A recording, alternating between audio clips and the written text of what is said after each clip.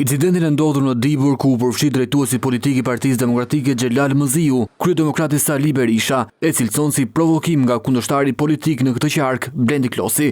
Provokacion i ulët i Blendi Klosit me militantët fanatik socialist ndaj udhëheqësit politik të qarkut Dibrës, mbasi e shohin se nuk po ngjisin kërkun. Pas takimeve të zhvilluara në jug të vendit, Berisha thotë se konstatoi se aplikacioni i Albania është një kurth i kryesocialistit Edi Rama.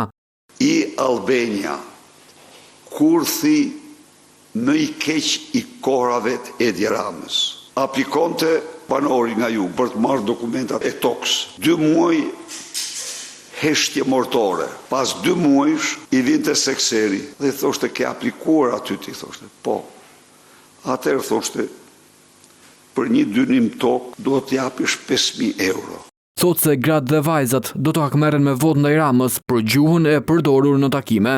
Shqiptarë që do i hakmerren më shumë Edi Ramës janë gratë dhe vajzat shqiptare. Shpreh se në zgjedhjet e 11 majit, Rama do të bjerë në gropën që e ka hapur vetë gjatë qeverisjes. Po shkon drejt gropës që i ka bërë vetes. E ka pa që është i pashpres. Po afrohet dita e gropës.